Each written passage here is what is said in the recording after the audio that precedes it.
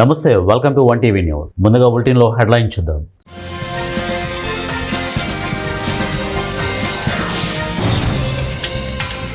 డెబ్బై గణతంత్ర వేడుకలకు ముఖ్య అతిథిగా ఇండోనేషియా అధ్యక్షుడు. భారత్లో 3 రోజుల పర్యటన.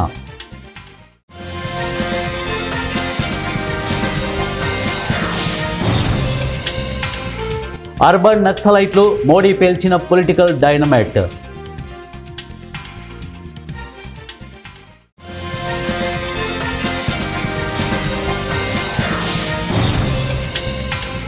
భూమిపై ఇరాన్ అన్నదే లేకుండా చేస్తా ట్రంప్.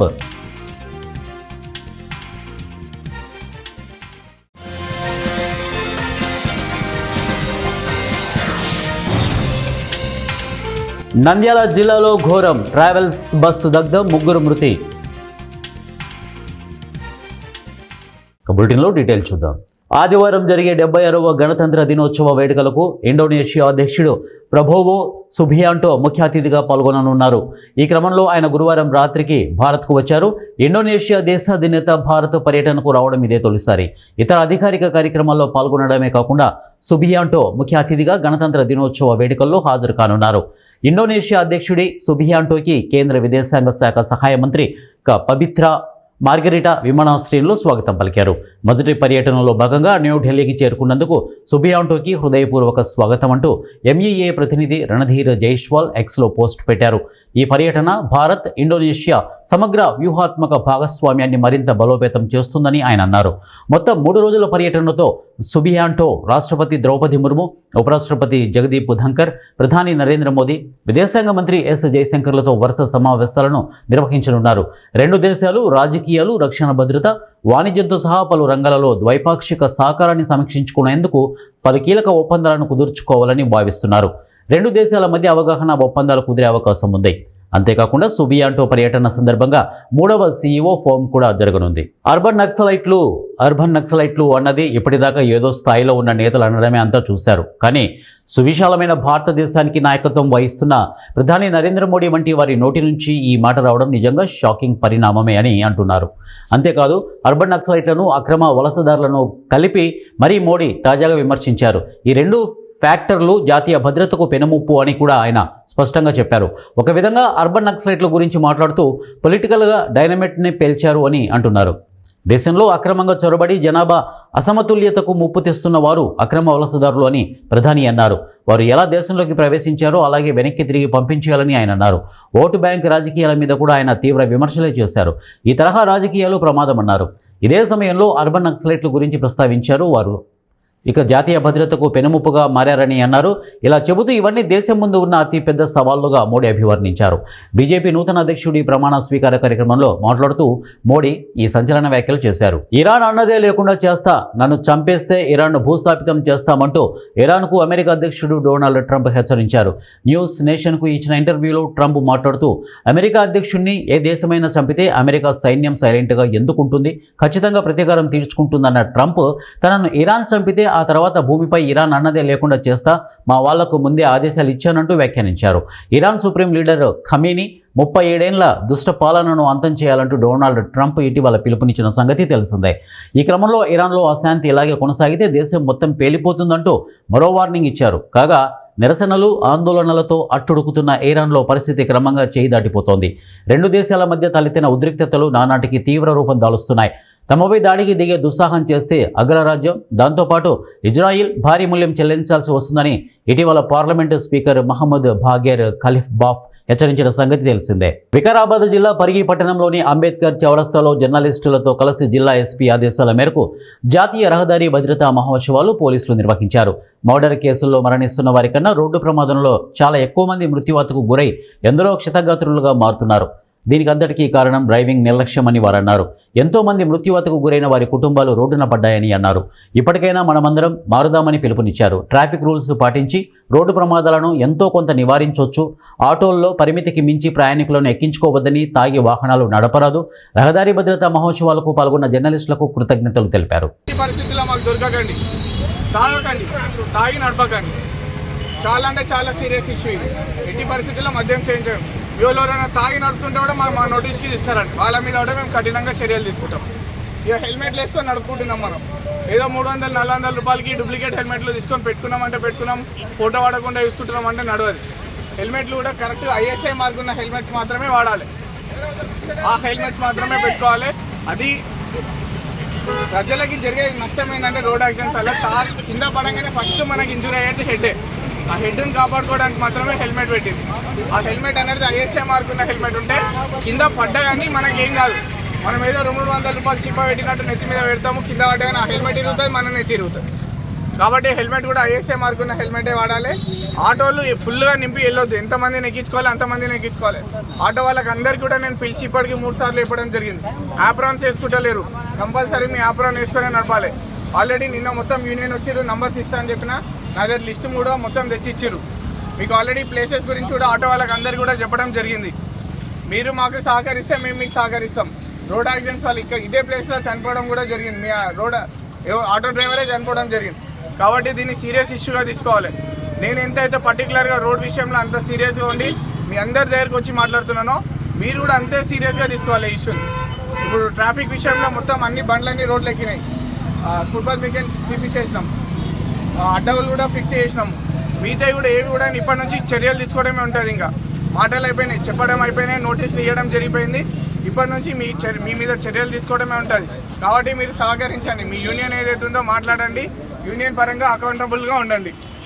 నంద్యాల జిల్లాలో ఘోర రోడ్డు ప్రమాదం జరిగింది. సిరివెల్లమెట్ట దగ్గర నెల్లూరు నుంచి హైదరాబాద్ వెళ్తున్న ప్రైవేటు బస్సు టైర్ పేలి అదుపు తప్పి డివైడర్ను దాటి ఎదురుగా వస్తున్న లారీని ఢీకొన్న ఘటనలో 3 చనిపోయారు. నెల్లూరు నుంచి హైదరాబాద్ వెళ్తున్న ARBCVR ప్రైవేటు ట్రావెల్స్ బస్సులో 36 మంది ప్రయాణికులు ఉన్నారు. బస్సు టైర్ ఒక్కసారిగా పేలింది. దీంతో బస్సు అదుపు తప్పి రోడ్డు మధ్యలో ఉన్న డివైడర్ను దాటింది. ఎదురుగా వస్తున్న కంటైనర్ లారీని బస్సు బలంగా ఢీకొట్టింది. ఈ ప్రమాదంలో bus driver, lorry driver, cleaner అక్కడికక్కడే మరణించారు. రోడ్డు ప్రమాదం జరిగిన వెంటనే బస్సులో మంటలు వ్యాపించాయి. అయితే మంటలు ఎగిసి పడుతున్న సమయంలో అటుగా వెళ్తున్న DCM వాహన డ్రైవర్ వెంటనే స్పందించాడు. తన వాహనాన్ని ఆపి బస్సు అద్దాలను పగలగొట్టి ప్రయాణికులను బయటకు రావాలని సూచించాడు. దీంతో ప్రయాణికులు కిటికీల నుంచి దూకి ప్రాణాలు కాపాడుకున్నారు. అయితే కిటికీల నుంచి దూకే క్రమంలో 10 మందికి పైగా ప్రయాణికులకు స్వల్ప గాయాలయ్యాయి. మంటలు తీవ్రతరం కావడంతో లారీ కూడా పూర్తిగా కాలిపోయింది. బస్సు డ్రైవరు, లారీ డ్రైవరు, క్లీనర్ల మృతదేహాలు మంటల్లో కాలిపోయి గుర్తుపట్టలేని పరిస్థితి. ప్రమాదంలో ప్రయాణికుల లగేజీ మొత్తం కాలి బూడిదైపోయింది. సమాచారం అందిన వెంటనే పోలీసులు సంఘటనా స్థలానికి చేరుకుని సహాయక చర్యలు చేపట్టారు. గాయపడిన ప్రయాణికులను నంద్యాల సర్వజన ఆసుపత్రికి తరలించి చికిత్స అందిస్తున్నారు. ఈ ఘటనపై పోలీసులు కేసు నమోదు చేసుకుని దర్యాప్తు చేస్తున్నారు. అదృష్టవశాత్తు అటుగా వెళ్తున్న మరో DCM డ్రైవర్ సకాలంలో స్పందించి బస్సు అద్దాలను పగలగొట్టడంతో అందులోంచి 36 మంది ప్రయాణికుల్లో 10 మందికి పైగా స్వల్ప గాయాలతో బయటపడ్డారు. గతేడాది కర్నూలు సమీపంలో జరిగిన ప్రమాదంలో కూడా ప్రైవేటు ట్రావెల్స్ బస్సులో ప్రయాణికులు ప్రాణాలు కోల్పోయారు. బస్సులో మంటలు చెలరేగడంతో 19 మంది చనిపోయిన ఘటన తీవ్ర విషాదాన్ని నింపింది. ఈ ప్రమాదంలో కూడా బస్సులో మంటలు చెలరేగగా DCM వాహనం డ్రైవర్ అప్రమత్తంతో ప్రయాణికులు సురక్షితంగా బయటపడ్డారు.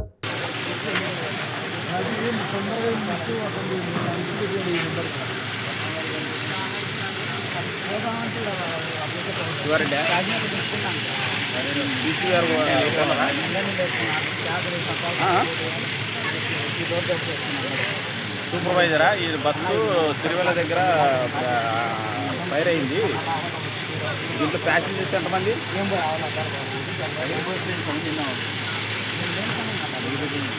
ఆ లిస్టు ఈ నెంబర్కి వాట్సాప్ పెట్టి మొబైల్ వచ్చింది. పెట్టి వాట్సాప్ తర్వాత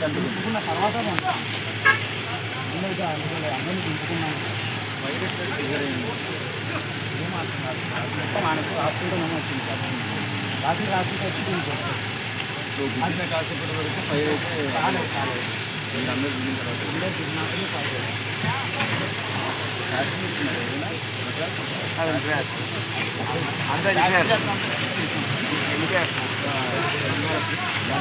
మార్కాపురం జిల్లా పెద్దారవీడు మండలం బద్వీడు చెర్లోపల్లి సమీపంలోని అంకాలమ్మ గుడి వద్ద దారుణ హత్య జరిగింది. దోర్నాలకు చెందిన అడపాల లూలు భార్య భావమర్ది కత్తితో పొడిచి హత్య చేశారు. మృతుడు గంజాయి కేసులో నిందితుడు. ఇక బెయిల్పై జైలు నుండి బయటికి వచ్చాడు. నిందితులు హత్య చేసి పోలీస్ స్టేషన్లో లొంగిపోయారు. కేసు నమోదు చేసి పోలీసులు విచారిస్తున్నారు. జీలుగుమిల్లి పోలీస్ స్టేషన్ సమీపంలో మంగళవారం SI క్రాంతికుమార్ ఆధ్వర్యంలో ద్విచక్ర వాహనదారులకు హెల్మెట్పై అవగాహన సదస్సు నిర్వహించారు. ఈ సందర్భంగా హెల్మెట్ లేకుండా వాహనాలు నడిపే వారిని గుర్తించి వారితో నేరుగా మాట్లాడి భద్రతా సూచనలు తెలియజేశారు. రోడ్డు ప్రమాదాల్లో ప్రాణనష్టం తగ్గించడంలో హెల్మెట్ కీలక పాత్ర పోషిస్తుందని SI స్పష్టం చేశారు. ఈ సందర్భంగా ఆయన మాట్లాడుతూ హెల్మెట్ ధరించడం చట్టపరమైన బాధ్యత మాత్రమే కాకుండా వ్యక్తిగత భద్రతకు కూడా అత్యంత అవసరమని తెలిపారు. చిన్న నిర్లక్ష్యం కూడా ప్రాణాంతకంగా మారవచ్చని హెచ్చరించారు. ప్రతి ద్విచక్ర వాహనదారుడు తప్పనిసరిగా ప్రమాణిత హెల్మెట్ ధరించాలని సూచించారు. వేగ నియంత్రణ పాటించడంతో పాటు ట్రాఫిక్ నిబంధనలను ఖచ్చితంగా అనుసరించాలని కోరారు.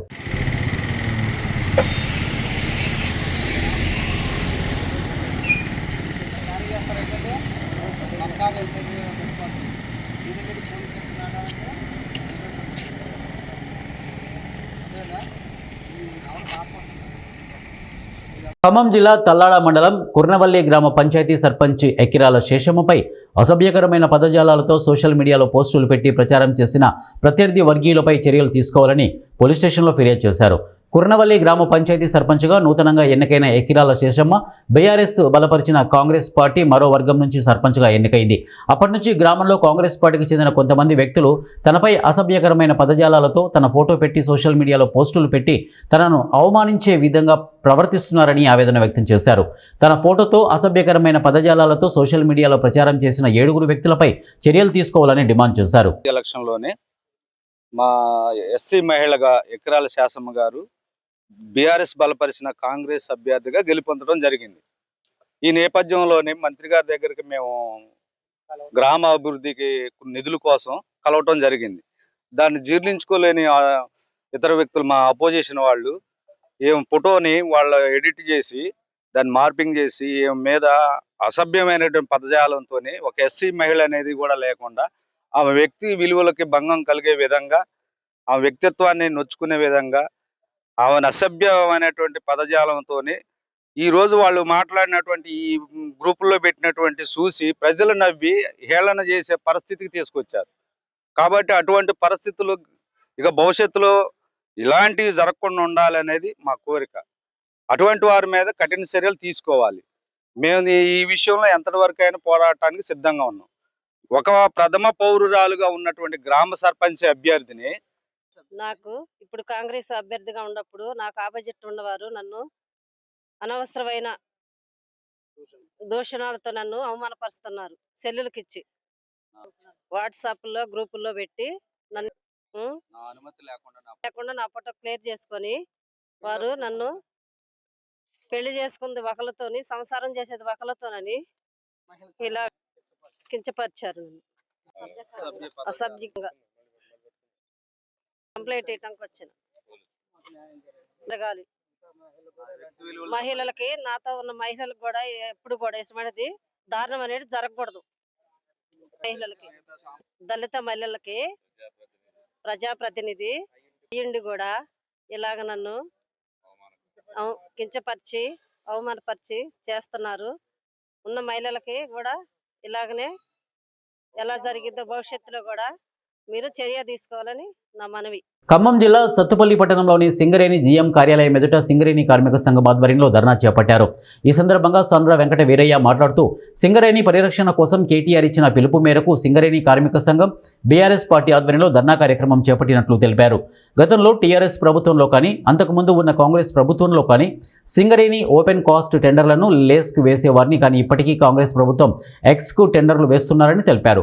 ప్రతిపక్షాల ఆందోళన, పత్రికల వార్తలతో నైనీ బ్లాక్లో టెండర్లను రద్దు చేశారని, అర్హత ఉన్న కంపెనీలను పక్కన పెట్టి అవినీతి చేసే కంపెనీలకు ఎక్స్కు టెండర్లు వేసి కట్టబెడుతున్నారని ఆగ్రహం వ్యక్తం చేశారు. వచ్చిన తర్వాత ఎక్సెస్ కి టెండర్లు వేస్తూ ఈ సింగరేణి సంస్థ యొక్క మనుగడకే ప్రశ్నార్థకంగా ఈరోజు ఈ ప్రభుత్వం పాల్పడటం జరుగుతున్నది.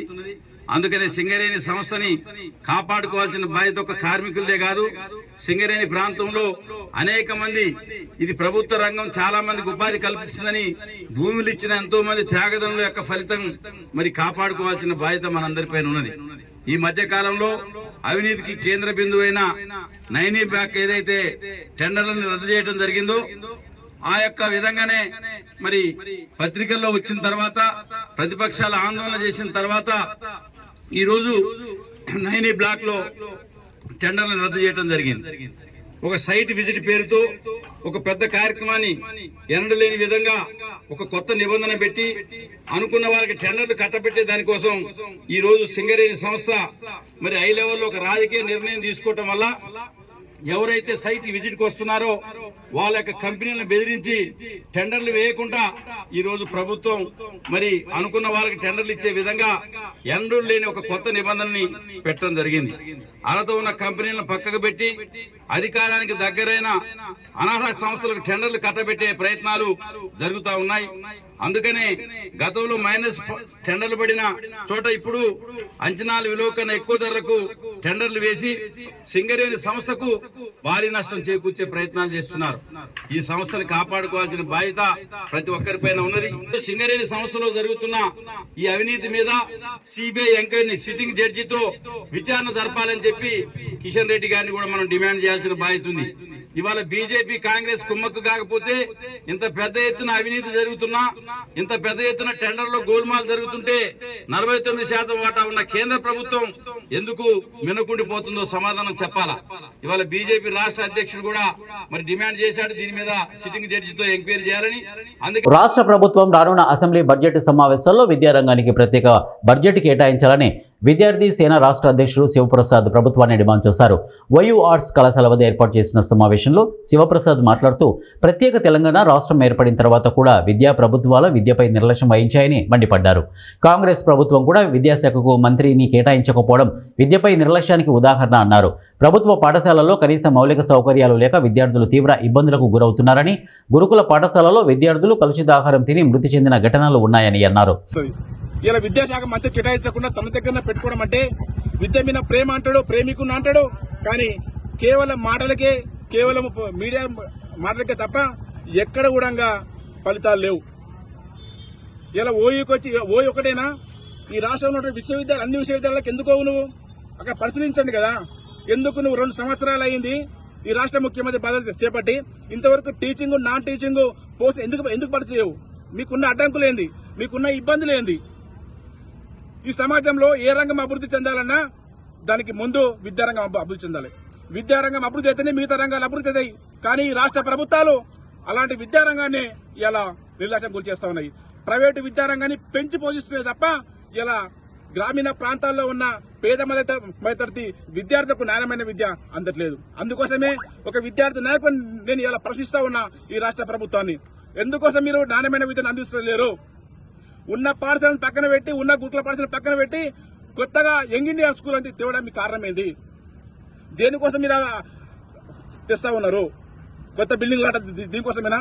కాబట్టి మేము ఏమంటున్నామంటే విద్యారంగం అభివృద్ధి చెందాలంటే ఒకే ఒక మార్గం, ప్రత్యేక విద్యా బడ్జెట్ ని రేపు బడ్జెట్ సమావేశంలో ప్రవేశపెట్టేంత వరకు మేము ఉద్యమం నిర్మిస్తాము, ఉద్యమాలు చేస్తాము.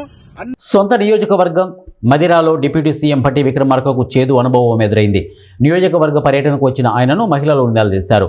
మదిరా మున్సిపాలిటీ ఎన్నికలను దృష్టిలో పెట్టుకుని ఇందిరమ్మ చీరలు పంపిణీ చేసి మహిళలను మచ్చిక చేసుకోవాలన్న భట్టి వ్యూహం బెడిసి కొట్టింది. మదిరా మున్సిపాలిటీలో ఒక ఇందిరమ్మ ఇల్లు మంజూరు కాలేదని, గ్యాస్ సబ్సిడీ అమలు కావడం లేదని మహిళలు ప్రశ్నించారు. మహాలక్ష్మి పథకం పేరుతో ఇస్తామన్న 2,500 రూపాయలు ఎట్టిపోయాయని, కళ్యాణలక్ష్మిలో తులం బంగారం ఎందుకు ఇవ్వడం లేదని నేరుగా డిప్యూటీ సీఎం భట్టి విక్రమార్కతోనే మహిళలు వాగ్వివాదానికి దిగారు.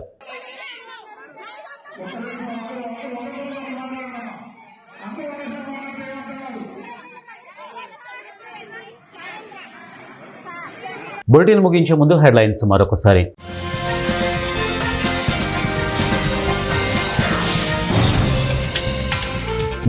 వ గణతంత్ర వేడుకలకు ముఖ్య అతిథిగా ఇండోనేషియా అధ్యక్షుడు. భారత్లో 3 రోజుల పర్యటన.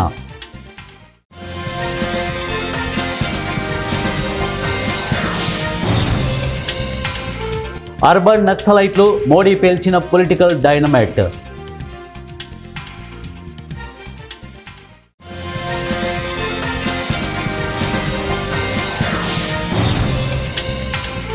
భూమిపై ఇరాన్ అన్నదే లేకుండా చేస్తా ట్రంప్.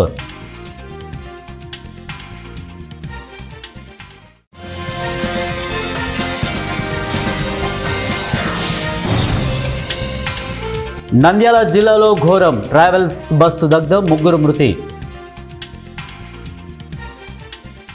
ఇవే బులెటిన్ అప్డేట్స్. నెక్స్ట్ బులెటిన్లో కలుద్దాం. Until then keep watching 1TV news.